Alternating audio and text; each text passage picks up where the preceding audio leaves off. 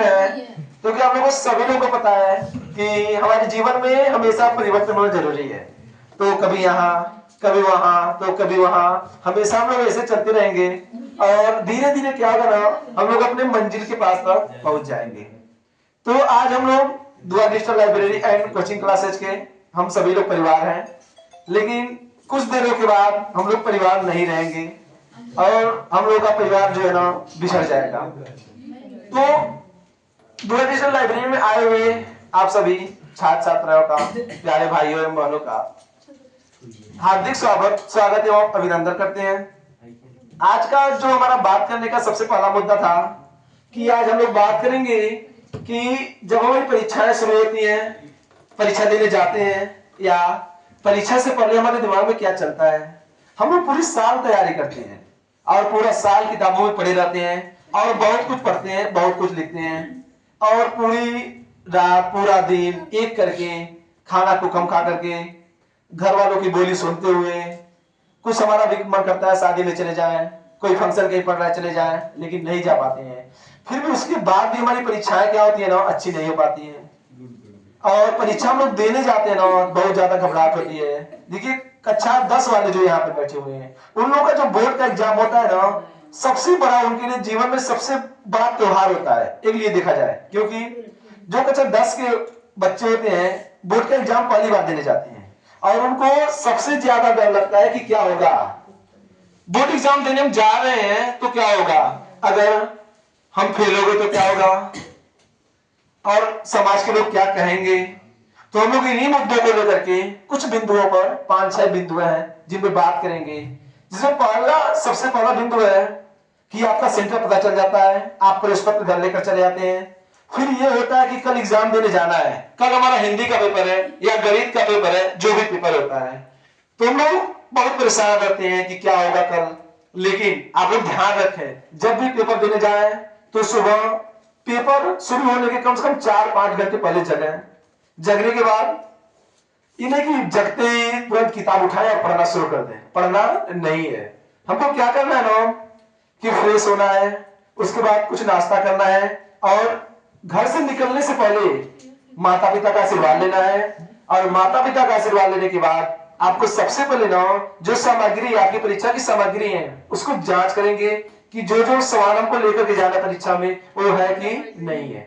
आपका प्रश्न पत्र, आपके कलम, आपके पास कोई आईडी प्रूफ, आधार कार्ड जो भी होता है उसको ले लें और उसको लेकर के जा रहे नहीं जा रहे हैं।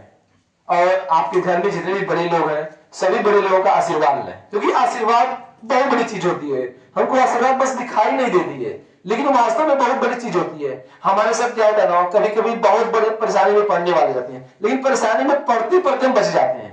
तो हम लोग वहां पर कुछ सोचते नहीं है, वहां पर सोचना चाहिए आपको हम बचे क्यों, कुछ ना कुछ हमारे अच्छे कर्मों का पुण्य हो। हम लोग कुछ ना कुछ अच्छा काम कर देते हैं ना तो उसी का पुण्य मिल जाता है और हम लोग बुरे काम करते करते बच जाते हैं। हमारे साथ बहुत बड़ी घटनाएं होने वाली रहती हैं, लेकिन उन घटनाओं से हम क्या हो जाते हैं, परे हो जाते हैं, उन घटनाओं से क्या होते हैं, बच जाते हैं। तो परीक्षा में जाते समय इस बातों का ध्यान रखेंगे। उसके बाद आप लोग सेंटर पे जब पहुंचते हैं तो सेंटर पे कम से कम 2 घंटे, पहले दिन तो 2 घंटे पहले पहुंचिए। आपका रूम कौन सा है, आपका बेंच कौन सा है, कंफर्म है ना कि आपका रूम यही है कि नहीं है, सबसे पहले उसको मिलाएं और अपने स्थान को जाकर के देखें जो सीट है हमारा सीट सही है कि नहीं बैठने वाला। अगर बैठने वाला सीट अच्छा नहीं है तो उसको कह करके स्कूल वालों से चेंज करवा लीजिए, वो भी चेंज हो जाएगा। उसके बाद आप लोग एग्जाम में जब बैठते हैं ना तो सबसे मुख्य मुद्दा आप लोग की बात करने जा रहे हैं हम कि जब एग्जाम में बैठते हैं ना तो बहुत बच्चे क्या होते हैं पूरे साल इतना लगन से पढ़ते हैं, उनका यही टारगेट होता है कि हम हिंदी है तो हिंदी में 100 में 100 निकाल के आएंगे, हमारा विज्ञान है तो विज्ञान में 100 में 100 निकल के आएंगे, हमारा बायोलॉजी है तो बायोलॉजी में 100 में 100 निकाल के आएंगे। लेकिन जब हम लोग के सामने प्रश्न पत्र आते हैं ना, जब प्रश्न पत्र को क्या करते हैं पलटना शुरू करते हैं तो ऐसा होता है पहला दूसरा प्रश्न आ रहा है और तीसरे प्रश्न को आ ही नहीं रहा है। तो जब तीसरा प्रश्न नहीं आता है ना तो जो बच्चे नहीं पढ़े उनकी बात अलग होती है, लेकिन जो बच्चे पढ़े रहते हैं ना परेशान हो जाते हैं। हम तो चौथा सवाल लिखना शुरू करते हैं लेकिन हमारा दिमाग कहा रहता है तीसरा क्वेश्चन को आ नहीं रहा है, हमारा एक नंबर कट जाएगा। और इसी के चक्कर में हमारे क्या होते हैं जो पेपर बहुत अच्छे होने वाले रहते हैं वहां भी क्या होता है, गड़बड़ हो जाता है। तो इसलिए आप लोग ध्यान रखें कि अगर कोई पेपर में नहीं आ रहा है कोई प्रश्न, तो उस प्रश्नों पे ज्यादा जोर न डालें, अपने दिमाग पे ज्यादा जोर न डालें, उस समय उसको भूल जाए कुछ देर के लिए, और आपको जो प्रश्न आ रहे हैं उसको हल करें, और उसको हल करके आप लोग अच्छे से लिखें। क्योंकि हमारे जो एक प्रश्न होते हैं ना, एक प्रश्न के चलते हम 10 प्रश्नों को खराब कर देते हैं। क्योंकि ये पता है, हमको भी पता है, आप शब्द को भी पता चलेगा। आप लोग भी आएंगे जब एक बार ऐसे ही खड़े होकर हमारी जगह पर बच्चों को बताएंगे कि परीक्षा में क्या करें। तो हमारे साथ भी बहुत बार ऐसा होता है कि हम लोग गणित की तैयारी करके जाते हैं कि सर इस बार 100 में 100 मार्क आएंगे, लेकिन जब परीक्षा में बैठते हैं ना, तो कोई क्वेश्चन ऐसे पड़ जाते हैं हमारे सामने, नहीं आते हैं। और अगर मान लो क्वेश्चन नंबर 4 है, नहीं आ रहा है, तो 5 पे जाएंगे ना, हमारा दिमाग आधा कहां रहेगा, 4 पे। मेरा एक क्वेश्चन छूट रहा है, दिमाग नहीं चलेगा, ये नहीं चलेगा कि 99 नंबर को मिलने वाले हैं, लेकिन हमारा नंबर कहां है, 100वां जो नंबर है उसी पे अटका रहता है। और हम लोग इसी के कारण से गलतियां कर देते हैं, और हमारे अंक क्या हो जाते हैं, कम हो जाते हैं। जितने अंक हमको मिलने चाहिए उतने मिल नहीं पाते हैं, और वो परेशान हो जाते हैं। इसलिए जब भी आप लोग पेपर देने जाएं, तो इस बात का ध्यान रखें, जो प्रश्न नहीं आ रहा है उससे ज्यादा परेशान न हो, उसको छोड़ें, किनारे करें, और दूसरे जो क्वेश्चन आपको आ रहा है उसको हल करने की कोशिश करें। और कुछ मुख्य बातें क्या है, किसी भी पेपर की बात करें, किसी भी सब्जेक्ट की बात करें, जब लोग पेपर में आप लोग लिखना शुरू करते हैं, तो जब लिखना शुरू करें ना, तो आपका जो पहली बार दिखा देंगे ना, टीचर के दिमाग में क्या होता है, वही बना रहता है इमेज कि ये बच्चा कैसा है, इस बच्चे को कितना आता है, और उसी पे उसका जो ध्यान रहेगा केंद्रित रहता है।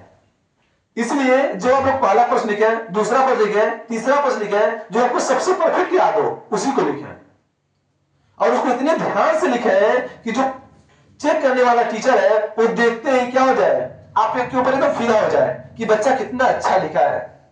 और इन 3 क्वेश्चन के आधार पर आपकी पूरी कॉपी जांच करते हैं, क्योंकि आपको पता है जो अगर टीचर जाते हैं चेक करने, पैसा मिलता है, इतना कॉपी आप जांच करेंगे इतने पैसे मिलेंगे।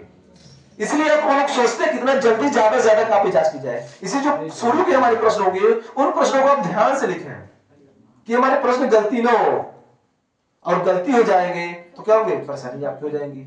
और उसके बाद जो प्रश्न आते हैं आपको नहीं आ रहे हैं उसको भी लिखिए। अब देखिए कुछ बच्चे क्या होते हैं, सर बताइए सोशल साइंस में कैसे लिखा है, सर पेपर आता है तो सोशल साइंस में 10 क्वेश्चन आते हैं, हमको 4 ही क्वेश्चन आता है, 6 क्वेश्चन आते ही नहीं है। लेकिन आपकी गलतफहमी है, आपको सारे क्वेश्चन आते हैं।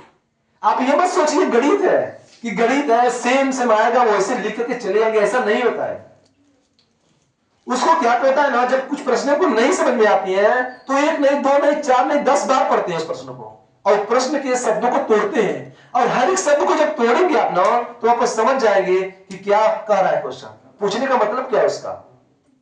जब 2 बार 3 बार पढ़ेंगे ना, तो आपको जरूर दिमाग में आएगा कि ये क्वेश्चन में ये पूछना चाह रहा है, और आप जवाब अच्छे से दे पाएंगे और आप आंसर लिख लेंगे। इसलिए सामाजिक विज्ञान के विषय में परेशान ना हो, हमारा टारगेट बस यही होना चाहिए, लिखना है तो सही प्रश्न लिखना है, हमारे अंदर केवल यही टारगेट। सामाजिक विज्ञान के दिन परीक्षा हाल में घुसते ही दिमाग में ये होना चाहिए, हमको पूरा लिखना है तो लिखना है, कुछ भी हो, भूकंप आए, आंधी आए, कुछ भी आए, लेकिन हमको लिखना है तो लिखना है। कुछ भी लिख करके आएंगे, लिख करके आएंगे, और मेरी गारंटी है जो पूरा प्रश्न लिख करके आएगा ना, उसको 90% से कोई रोक नहीं सकता है समाज विज्ञान में से। लेकिन कोई प्रश्न को लिख करके आना है। और देखो पेपर देते समय ना हमारे अंदर कुछ होशियारियां भी होनी चाहिए कि अगर लघु उत्तरीय है तो कितना लाइन लिखना है, अति लघु उत्तरीय है कितना लाइन लिखना है, दीर्घ उत्तरीय है तो कितना लिखना है। क्योंकि अगर कोई क्वेश्चन है ना, 2 नंबर का अगर क्वेश्चन है, हम उसमें 4 पेज का लिख दे तो 2 ही नंबर मिलने वाले हैं।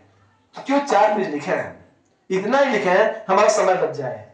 और सबसे बड़ी परेशानी क्या ना, हमारा हिंदी का कक्षा 10 वाले की बात कर रहे हैं, हिंदी, सामाजिक विज्ञान और गणित, ये तीनों ऐसे विषय ना हम लिखते लिखते जब जाते तो समय कम पड़ जाते हैं।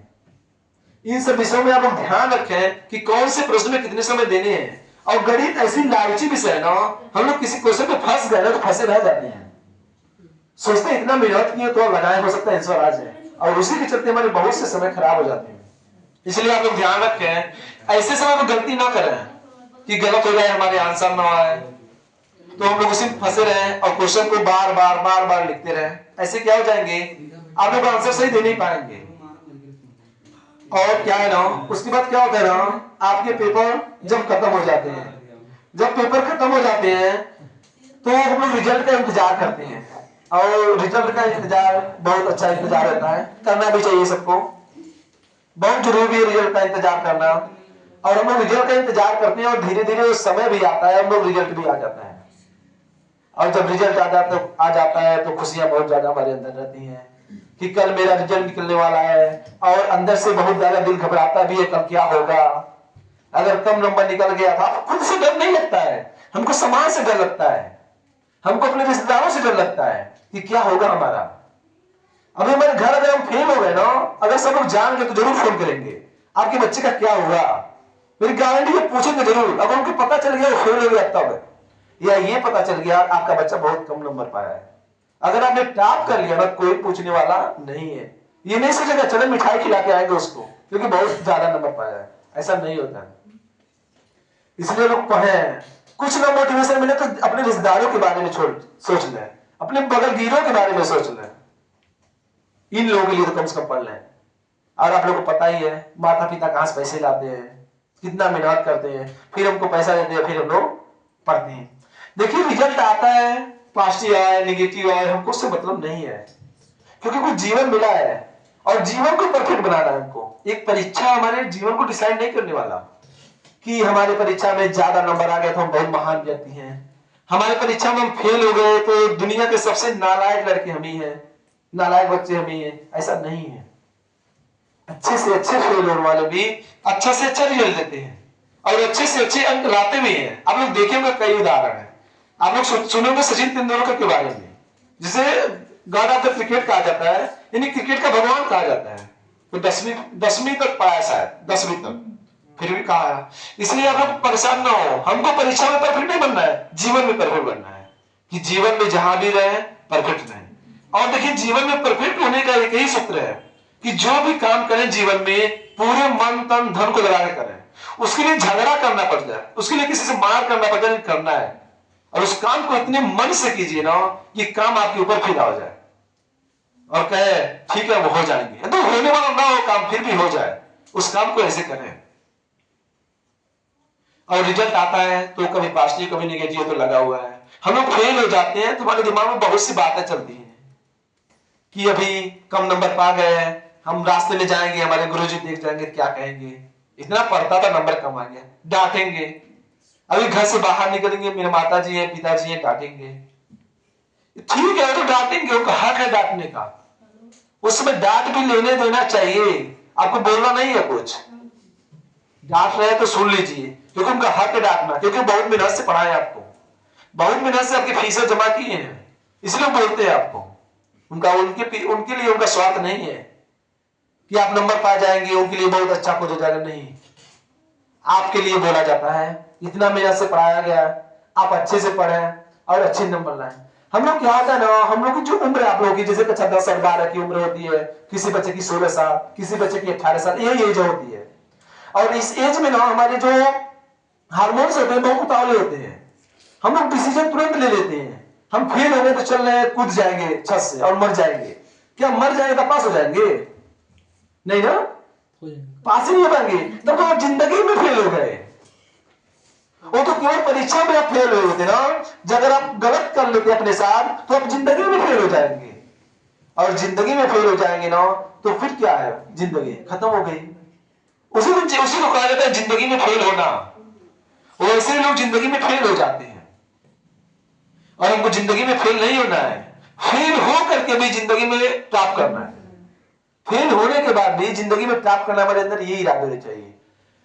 बोला जाता ना कि हमारे जीवन में कुछ ऐसी घटना घट जाती, ऐसा कुछ हो जाता कि हम इतना बड़ा काम कर जाते हैं, और आपके साथ बहुत से ऐसी निगेटिविटी होती है, उसी निगेटिव को आप पॉजिटिव बदलिए।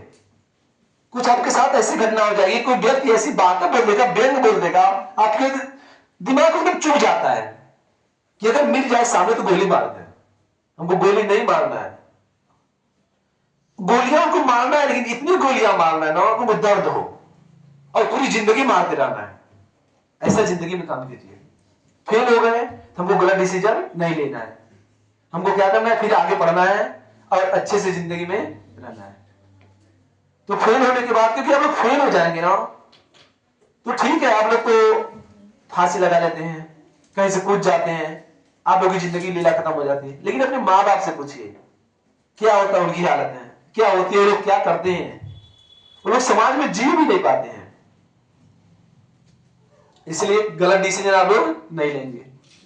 जीवन में क्या करेंगे, सही रास्ते पे चलेंगे, जो भी काम करेंगे। देखिए मेरा एक ही मंत्र है, आप पढ़ रहे हैं तो बहुत मन से पढ़िए, घूमने जा रहे हैं तो पूरे मन से घूम के आइए, खाना बैठ के खा रहे हैं तो पूरे मन से खाना को खाइए।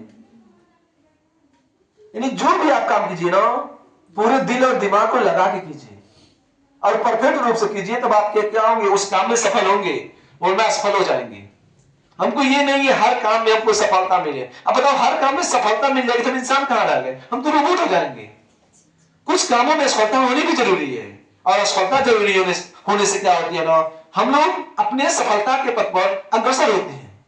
हमारा जो सफलता का जो पथ होता है ना, और अग्रसरित हो जाता है, और हम लोग क्या होते हैं ना, बहुत जोर से चलना शुरू हो जाते हैं। आप लोग सुने भी होंगे, एक कहानी आपको सुनाते हैं। एक बार की बात है ना, एक साधु थे, संत महात्मा कोई थे, उनके साथ उनका एक चेला रहता था। एक गांव में घूमने जाते हैं वो लोग, तो एक गांव में जब घूमने जाते हैं तो गांव में जाते वक्त रात हो जाती है। जब रात हो जाती है तो उस गांव में सोचते हैं ठहरा जाए आज, और गांव में ठहरते हैं। गांव के लोग बहुत खराब प्रवृत्ति के रहते हैं, न उनको भोजन देते हैं, न रहने का जगह देते हैं, तो कुछ बोलते नहीं है वो लोग। सुबह होता है, फिर दूसरे गांव की तरफ निकल जाती है। और जब निकलते हैं ना, तो जो संत होते हैं वो उन लोगों को ये आशीर्वाद देते हैं कि तुम लोग बहुत खुशी मन से इसी गांव में रहो, इस गांव में बाहर न जाओ, तुम लोग की जितनी आवश्यकता सब इसी गांव में पूरी हो जाए।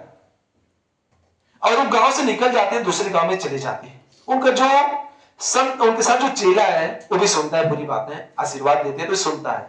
फिर दूसरे जब गांव में जाते हैं तो दूसरे गांव में भी जाते हैं, तो वहां भी रुकते हैं, और रुकते तो वहां भी रात हो जाती है। सोचते क्या किया जाए, अब इस गांव में विश्राम किया जाएगा, फिर सुबह में दूसरे गांव में चला जाएगा। जब वो रुकते हैं तो गांव वाले क्या होते हैं, बहुत अच्छे से खातिरदारी करते हैं, उनका बैठाते हैं, खाना देते हैं, सोने के लिए स्थान देते हैं, ये सभी प्रकार की उनके लिए व्यवस्थाएं करते हैं। तो जब उस गांव से वो लोग निकलते हैं ना, आपको पता है क्या आशीर्वाद लेकर जाते हैं, इन लोगों की आवश्यकता इस गांव में पूरी ना हो, इन लोगों को पूरा बिखर जाए, ये गांव ही बिखर जाए, और गांव में लोग रहे ही ना, सब लोग तो घूमना शुरू कर दें। इस बात को भी वो चेला सुन रहा था। तो जब वहां से निकलते हैं तो पूछता है, गुरुजी ये बताइए, वो गांव में लोग इतने बदतमीज टाइप के थे, फिर भी आप इतना अच्छा लेकर के आए, आपकी सभी आवश्यकता पूरी हो, आप यहीं रहे, और ये लोग इतना अच्छा सब लोग खातिरदारी की है, फिर भी आप कह रहे हैं ये लोग पूरे बिखर जाए, ये गांव में रहे ही ना, इनकी गांव में आवश्यकता पूरी ना हो। तो महाराज जानते हो संत जी क्या कहते हैं, कहते हैं देखो वो जो लोग थे वो खराब प्रवृत्ति के लोग थे, जो पहले गांव वाले थे, वो लोग अगर समाज में घूमना शुरू कर दिए ना, दूसरे गांव में जाना शुरू कर दिए ना, तो पूरे गांव को सब नालायक बना देंगे। जितना क्षेत्र हमारा है पूरे क्षेत्र को नालायक बना देंगे। अगर नालायक है तो एक ही गांव में रहे, बस उसी गांव में पड़े रहे, और ये लोग बहुत अच्छे इंसान हैं, और ये इंसान क्या होंगे ना, पूरे गांव में बिखरेंगे, एक ही को लोग सभी गांव में जाओगे तो सभी गांव क्या हो जाएगा, अच्छे हो जाएंगे, और पूरा गांव क्या होगा, अच्छे लोगों से क्या होगी, भर जाएगी। इसीलिए आप लोग अच्छे व्यक्ति हैं, आप लोग भी क्या होंगे, यहां से विदाई हो जाएगी, आप लोग जाएंगे किसी और स्कूल में पढ़ेंगे, किसी लोग, कोई लोग कॉलेज में जाएंगे, कोई लोग किसी और गांव में जाएंगे पढ़ने, कोई लोग शहर में बाहर जाएंगे, तो वहां पर भी आप लोग अपना अच्छाई दिखाएंगे और हमारा नाम होगा। और क्या चाहिए, हम लोग के जीवन में होता है क्या है, एक टीचर्स के जीवन में बच्चे यही होता है कि उनका जो बच्चा है ना कोई उन्नति करे, और जब वो बच्चा उन्नति करे ना तो उनको जो लोग जाने तो उनके गुरु जी के नाम से जाना है कि यहाँ पर पढ़ा हुआ था। हम लोग इतना खुश होते हैं उस समय ना जब कोई ये बात करता है कि ये पढ़ाए थे और ये बच्चा इस कंपटीशन में फर्स्ट आ गया, ये पढ़ाए थे, ये बच्चा इस कॉलेज में टॉप कर लिया। इससे बड़ी ना खुशी दुनिया में कुछ होती नहीं हम लोगों के लिए। दुनिया की सबसे बड़ी खुशी हम लोग के लिए यही है कि कोई आपके सामने कह दे आपका पढ़ा हुआ बच्चा देखिए वहां गया था, यहाँ पर फर्स्ट आ गया था, पूरे कॉलेज को टॉप कर लिया। हम लोग के लिए यही सबसे बड़ी खुशी होती है।